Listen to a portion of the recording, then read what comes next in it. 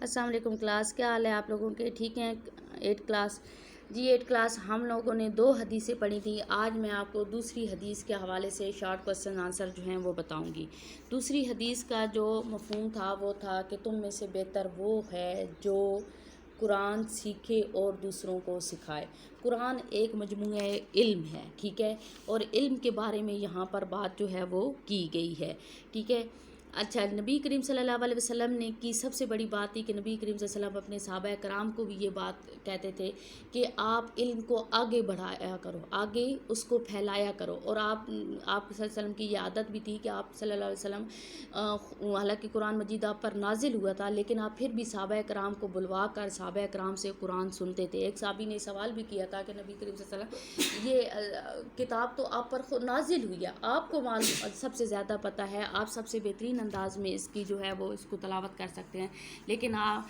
صلی اللہ علیہ وسلم نے فرمایا کہ نہیں، مجھے دوسروں کی زبان سے قرآن سننا جو ہے وہ انتہائی پسند ہے۔ عالم عابد میں فرق کیا ہے؟ ٹھیک ہے، پہلا سوال ہے کہ ان دونوں کے مرتبے میں کیا فرق ہے؟ تو اللہ نے اور اللہ کے رسول صلی اللہ علیہ وسلم نے جو عابد ہے، جو عبادت کرنے والا ہے، اس پر عالم کو جو علم والا ہے، ٹھیک ہے، جس کے اندر علم ہے، اس کو ترجیح دی ہے، اس کو فوقیت دی ہے، ٹھیک ہے۔ وہ وجہ یہ ہے کہ جو عابد ہے وہ عبادت کرتا ہے، جو عالم ہے وہ علم خود بھی لیتا ہے اور اپنے علم سے دوسروں کو بھی فیض یاب کرتا ہے، ٹھیک ہے، دوسروں کی بھی اصلاح کرتا ہے، دوسروں کو بھی جو ہے وہ اچھائی برائی کی ترغیب دلاتا ہے، ان کی اصلاح کرتا ہے، ان کو جو ہے نیکی و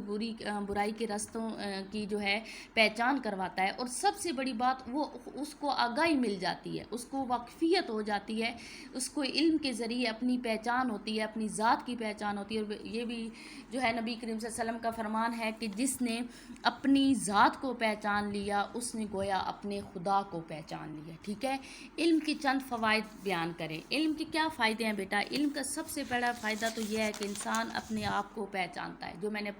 پچھلے سوال میں بھی آپ کو بیان کیا ہے کہ انسان جو ہے اپنی ذات کو پہچانتا ہے۔ جب اپنی ذات کو پہچانتا ہے تو اپنے رب کو پہچان لیتا ہے، جب اپنے رب کو پہچان لیتا ہے تو وہ معرفت الہی کے تمام رموز و اوقاف سے واقف ہو جاتا ہے، تمام رازوں سے اس کے پردہ اٹھ جاتا ہے۔ دوسری بات یہ ہے کہ علم کے بغیر انسان دنیا میں ترقی نہیں کر سکتا۔ جب تک اس کے پاس علوم و فنون نہیں ہوگا، جب تک اسے علم نہیں ہوگا، وہ دنیا میں ترقی نہیں کر سکتا، اور نہ ہی اپنے خالق و مالک کا قرب حاصل۔ جب اسے علم ہی نہیں ہوگا کہ اچھا کیا ہے برا کیا ہے، تو وہ کیا اچھائی کی تعلیم دے گا اور کیا برائی کی تعلیم دے گا۔ اور علم کا سب سے بڑا فائدہ یہ ہے کہ انسان اپنے مالک کا، اپنے بنانے والے کے قریب ہوتا ہے، قرب حاصل کرتا ہے، خوف کھاتا ہے، جب جانتا ہے، جب واقف ہوتا ہے تو اس کے غیظ و غضب سے بھی واقف ہو جاتا ہے، اس کے رحم و کرم سے بھی واقف ہو جاتا ہے، اور یہی انسان کے لیے سب سے فائدہ ہے اس کا علم کا۔ رسول اکرم صلی اللہ علیہ وسلم نے بہترین شخص کسے قرار دیا؟ نبی کریم صلی اللہ علیہ وسلم نے بہترین شخص اسے قرار دیا جو خود بھی علم سیکھتا ہے اور دوسروں کو بھی سکھاتا ہے۔ حدیث بھی ہے کہ تم میں سے بہتر وہ ہے جو خود بھی علم سیکھے اور دوسروں کو بھی اس علم کی تعلیم دے، یا اپنی اس تعلیم کو آگے بڑھائے۔ اور جتنا علم آگے دیا جاتا ہے، جتنا اس کو بانٹا جاتا ہے، تقسیم کیا جاتا ہے، اتنا ہی یہ بڑھتا ہے، اتنے ہی۔ جب آپ مجھ سے سوال کرتے ہیں نا بچے 8 کلاس، جب آپ مجھ سے سوال کرتے ہیں تو شاید آپ کا سوال ایسا ہو جو میرے لیے فائدہ مند ہو، جو اس سے پہلے شاید مجھ سے کسی نے نہ کیا ہو، اور اگر وہ سوال، اس سوال کا میں جواب ڈھونڈوں گی، میں تلاش کروں گی، میں اپنے آپ کو مشقت میں ڈالوں گی، تو وہ میرے علم میں اضافہ ہوگا، ایک ایسی چیز مجھے معلوم ہوگی جو اس سے پہلے مجھے معلوم نہیں تھی۔ پڑھنے والا اور پڑھانے والا دونوں فائدے میں ہوتے ہیں۔ پڑھنے والا اس طریقے سے فائدے میں ہوتا ہے کہ وہ سیکھ رہا ہوتا ہے، اور پڑھانے والا اس طریقے سے فائدے میں ہوتا ہے کہ وہ سکھا رہا ہوتا ہے۔ وہ سکھاتے سکھاتے وہ کچھ چیزیں بھی سیکھ لیتا ہے جو شاید اس نے خود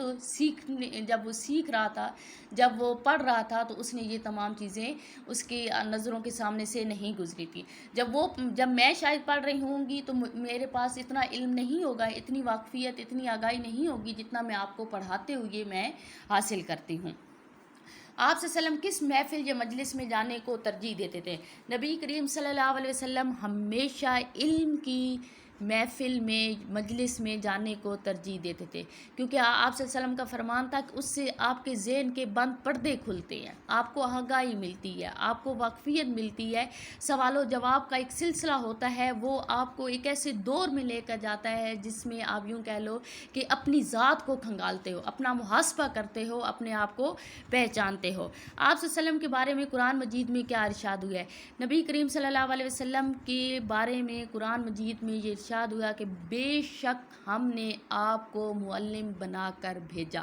آپ نے سوال کے جواب میں آیت کا ترجمہ بالکل ایسے ہی لکھنا ہے کہ بے شک ہم نے آپ کو معلم بنا کر بھیجا۔ معلم وہ ہوتا ہے جو علم دینے والا ہوتا ہے، اور نبی کریم صلی اللہ علیہ وسلم نے جب آ کر علم دیا تو وہ صحرا کی بدو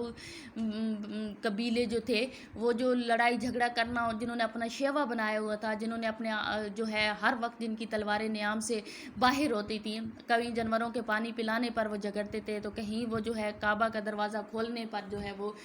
خون کے دریا بہاتے تھے، تو ان کے اندر سوجھ بوجھ آئی، وہ حیوانیت سے نکل کر انہوں نے انسانیت کو اپنایا۔ انہوں نے جو ہے وہ جو بھائی بھائی کا دشمن تھا، وہ جو بیٹی کی عزت نہیں تھی، نہ کوئی مقام تھا عورت کا، انتہائی پستی کی کیفیت تھی، اس کیفیت سے نکال کر انہیں تہذیب و تمدن کا آشکار بنایا، اور یہ اس علم کے ذریعے اس معلم، اس سکھانے والے نے بنایا، جس کو اللہ نے قرآن میں خود واضح الفاظ میں کہہ دیا کہ ہم نے آپ کو معلم بنا کر بھیجا۔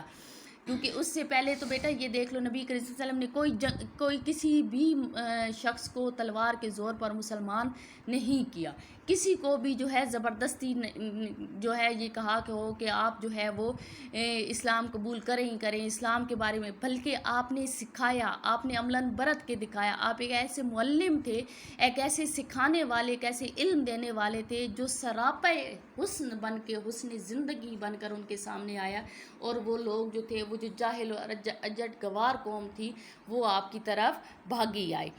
علم کی اہمیت کے بارے میں کسی حدیث کے ذریعے بیان کریں۔ حدیثیں بے شمار ہیں جن کے بارے میں نبی کریم صلی اللہ علیہ وسلم کا ہے، ہم اس پہ چند ایک کا تذکرہ کریں گے۔ نبی کریم صلی اللہ علیہ وسلم نے فرمایا کہ علم مومن کی میراث ہے، علم مومن کی گمشدہ میراث ہے، ٹھیک ہے، گم ہوئی میراث ہے، اسے جہاں کہیں سے بھی ملے وہ اس کو جو ہے وہ اٹھا لے۔ اور نبی کریم صلی اللہ علیہ وسلم کی خاص طور پہ یہ حدیث ہے کہ نبی کریم صلی اللہ علیہ وسلم نے فرمایا کہ جو ہے میں علم کا شہر ہوں، ٹھیک ہے، اس کے حوالے سے بھی بات کی کہ میں علم کا شہر ہوں۔ شہر بیٹا وہ ہوتا ہے جس میں تمام تر سہولیات زندگی ہوتی ہیں، جس میں ایک مکمل زندگی کی شکل جو ہوتی ہے وہ اس میں موجود ہوتی ہے۔ نبی کریم صلی اللہ علیہ وسلم نے اپنے آپ کو علم کا شہر قرار دیا کہ میرے پاس ہر قسم کا علم جو ہے، میرے پاس ہر ایک چیز جو ہے، ہر ضروریات زندگی جو ہے وہ میرے پاس موجود ہے، آؤ میری طرف دوڑ کر آؤ۔ آپ نے جو ہے اس طریقے سے بھی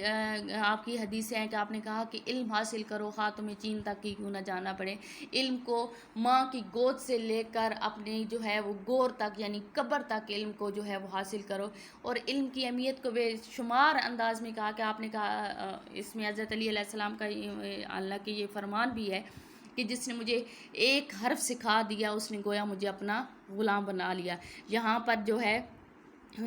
اس انگریز نے جب ہم پر حکومت کی تھی تو ایک لارڈ مکالے تھا، اس کا قول تھا، اس نے کہا تھا کہ اگر مجھ سے ساری حکومت لے لی جائے اور مجھے جو میرا مقام و مرتبہ ہے، عہدہ ہے، اس کو لے لیا جائے، اور اس کے بدلے میں اگر مجھے کوئی ایک کتاب یا علم کا ذخیرہ دے دے تو میں وہ علم کا ذخیرہ لینے کو ترجیح دوں گا، حکومت کو ترجیح نہیں دوں گا۔ یہ بیٹا آپ کی دوسری حدیث تھی، اس کے حوالے سے چند آپ کے سوال تھے جو میں نے آپ کو ڈکٹیٹ کر کے دیے ہیں۔ آپ نے ان سوال کو آنسر شیٹ پر لکھنا ہے، اور ڈیورنگ کلاس اگر کوئی ان سوالات کے حوالے سے کوئی مسئلہ، کوئی پریشانی آتی ہے تو وہ آپ پوچھ سکتی ہیں۔ اوکے کلاس، اللہ حافظ۔